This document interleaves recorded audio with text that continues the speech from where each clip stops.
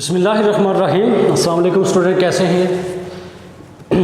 Start करते हैं grade 10। हमने लास्ट टाइम डिस्कस किया था basic concept of phasor base. अभी जो स्टार्ट करने लगे हैं that is the different theories हैं। 3 थ्योरी हमने पढ़नी है इस चैप्टर में है। आर्गेनियस कंसेप्ट नंबर 1, नंबर 2 लोरी ब्रांस्टेड लोरी दोनों acid base concept and the Lewis concept of acid and base.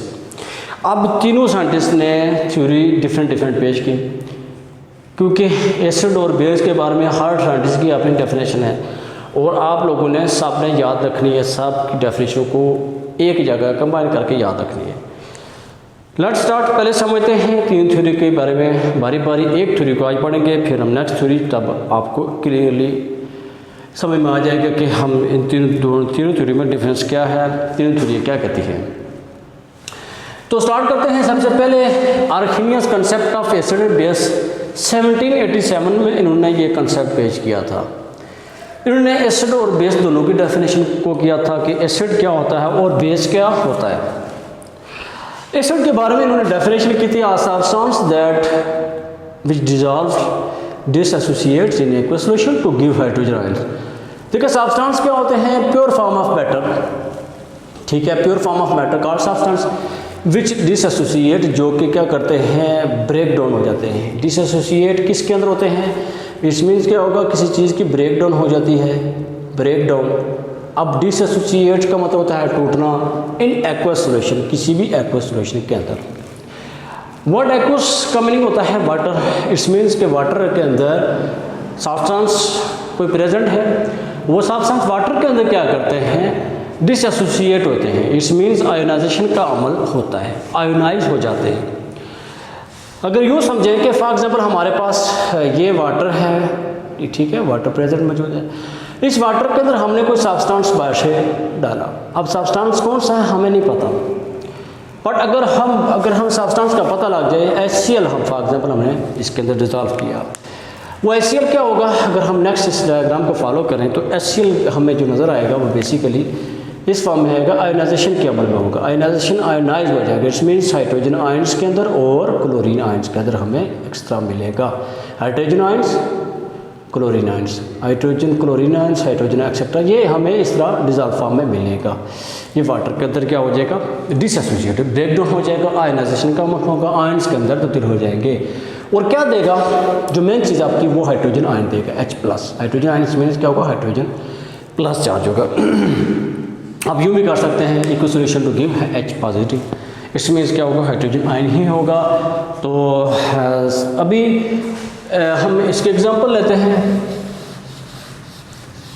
अगर हम दूसरी डेफिनेशन को ही साथ कर लें, दोनों को एग्जांपल को अगर कंपेयर कर दें तो बेहतर होगा, ये बेटर होगा। बेस की डेफिनेशन आपने ऐसे ही करनी है, substance which dissociate in aqueous solution to give hydrogen ion की जगह आपने हाइड्रोक्सिल आयन लगा देना। हाइड्रोक्सिल आयन क्या होता है? सेम वही कंसेप्ट है, हाइड्रोक्सिल आयन OH और नेगेटिव आयंस के अंदर है, क्योंकि आयन की बात हो रही है तो प्लस माइनस की बात होगी, आयन की बात हो रही है, हाइड्रोजन आयन की बात होगी। तो सेम वही डेफिनेशन आपने रखनी है। जस्ट इस आर्गेनियस ने ये कहा था कि हाइड्रोजन आयन एसिड के अंदर बनते हैं और हाइड्रोक्सिल आयन किस में बनते हैं, बेस के अंदर बनते हैं, दोनों का ये कंसेप्ट था।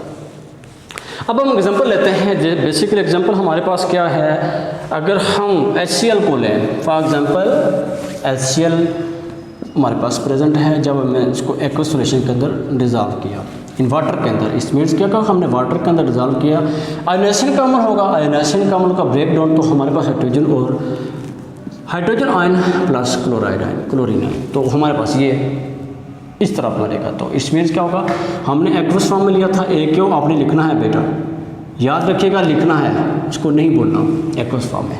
एक तरह के हमारे पास एग्जांपल ये होगी, तो आप एग्जांपल एक को फॉलो करो, 10 दो 15 दो बात एक समझे, सब एक जैसी, कोई इसमें इशू नहीं है। फार्मूला जिसको प्रिपेयर है वो ही उसको याद कर सकता है। दूसरी जो एग्जाम्पल है हमारे पास दैट इज अगर हम यूँ बात करें CI, एक डिफरेंट एग्जाम्पल लेते हैं, एस्टिक एसिड। एस्टिक एसिड को हम सिरका भी बोलते हैं, ठीक है।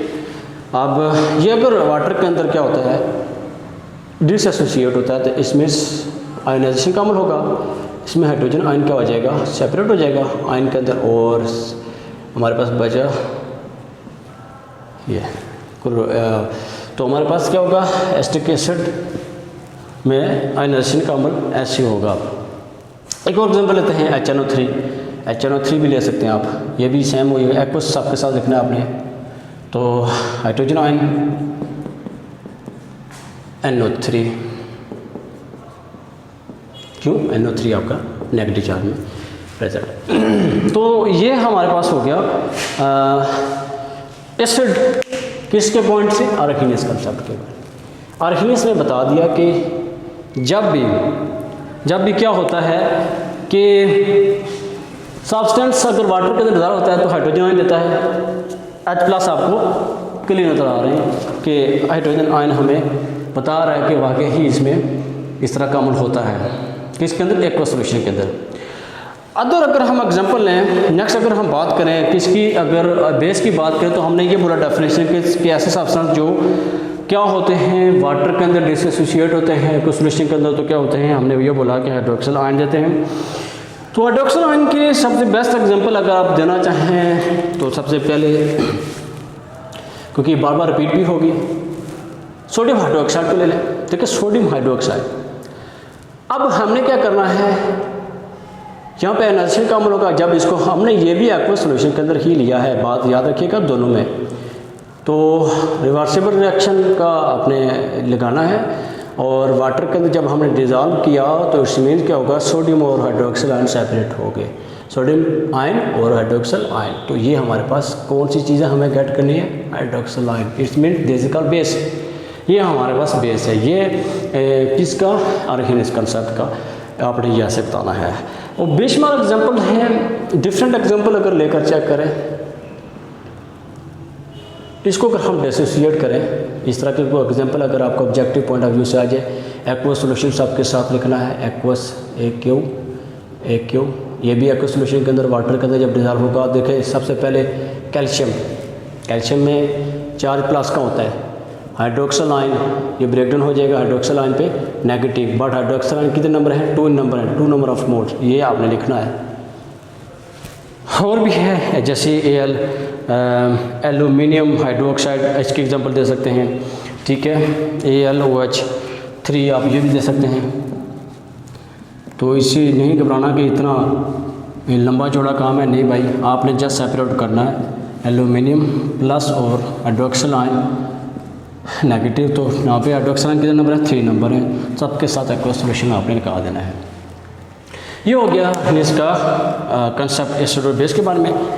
और बाकी इसमें कुछ ऐसा नहीं करना, जस्ट एग्जांपल याद रखनी है, डेफिनेशन पॉइंट ऑफ व्यू से, ऑब्जेक्टिव पॉइंट ऑफ व्यू से। हाइड्रोजन आयन एसिड को आर्कीनियस ने बताया था, हाइड्रोक्सिल आयन बेस के बारे में आर्कीनियस का कंसेप्ट था।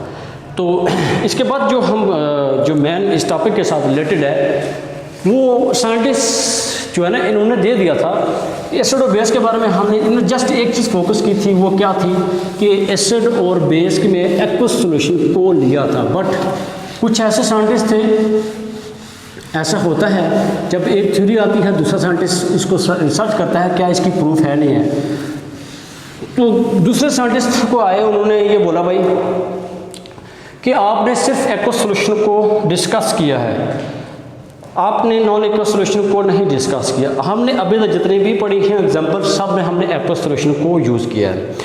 तो जिसकी हम लिमिटेशन भी बोल सकते हैं, लिमिटेशन इसके ड्रॉबैक थे, लिमिटेशन। तो लिमिटेशन आपने नंबर 1 लिमिटेशन क्या थी एसिड के बारे में, एसिड और बेस दोनों के बारे में, दोनों को कंपेयर करें कि उन्होंने क्या किया था, जस्ट एक्वस सॉल्यूशन को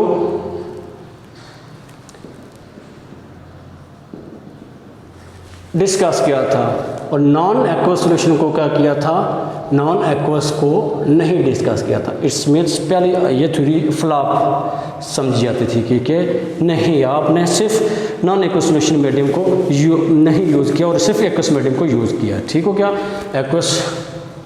दूसरी चीज़, नंबर 1 ड्रॉबैक तो इनका ये था। दूसरी चीज़, उनने सिर्फ जस्ट ऐसे कंपाउंड को यूज़ किया जिसमें सिर्फ हाइड्रोजन और हाइड्रोक्सिल आयन थे, ठीक है। अब इन्होंने सिर्फ ये पॉइंट किया था कि हाइड्रोजन आयन और हाइड्रोक्सल आयन के बारे में डिस्कस किया था। बट जैसे SO3 है और SO3 है, इस तरह के जो एसिड्स हैं उनके बारे में पॉइंट आउट नहीं किया था। इट्स मीन्स ये भी उनका ड्रॉबैक था या लिमिटेशन थी।